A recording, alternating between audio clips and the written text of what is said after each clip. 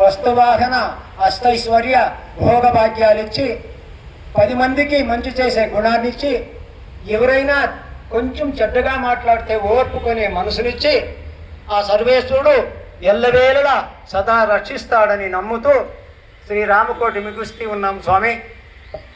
ఇక్కడ రామధ్యానానికి తగిన ఏర్పాట్లు చేసిన ప్రతి ఒక్క భక్తులకి నా శతకోటి వందనములు చేస్తున్నాను స్వామి. నాకు ఆరోగ్యం బాగలేదు.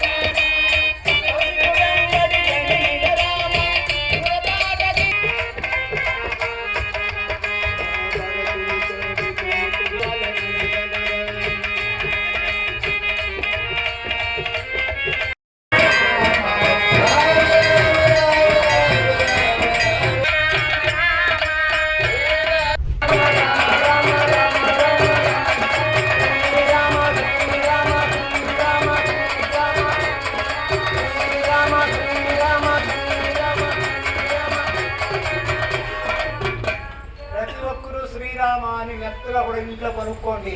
శ్రీ అంటే లక్ష్మి, రామ అంటే రాముడు, రాముడు ఉండే చోట హనుమంతుడు సీత ఉంటారు. నారాయణ అనే అక్షరం రా, విష్ణువు, మా అనే అక్షరం పంచాక్షరి శివుడు, ఆంజనేయ స్వామి త్వాకులో పార్వతి ఉంటుంది. సీత లక్ష్మీ నారాయణ శివ సీత హనుమ సమేతంగా ఆంజనేయ స్వామి 7 మంది దేవతలను శ్రీరామ అంటే తెలుసుకుంటారండి.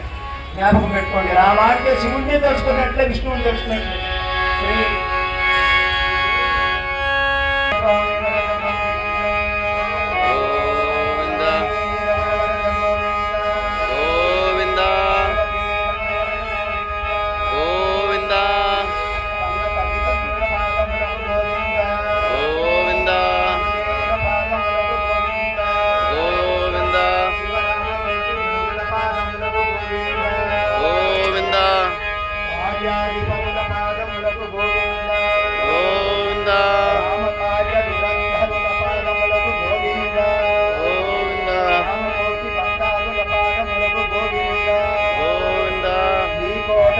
భక్తాదుల పాదములకు గోవింద గోవింద, గోమాత 4 పాదములకు గోవింద గోవింద, చల్లగా చూసేటి వారి పాదములకు గోవింద గోవింద గోవింద, నిలవారి పాదములకు గోవింద.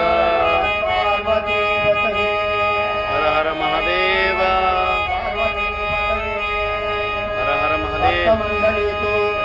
భక్తమండలీకు జై, భక్తమండలీకు జై, శివరామకోటి గురువులకు జై, ఈ గ్రామ భక్తాదులకు జై, కార్యాధిపతులకు జై, కార్యాధిపతులకు జై, కార్యాధిపతులకు జై, రామకోటి భక్తాదులకు జై.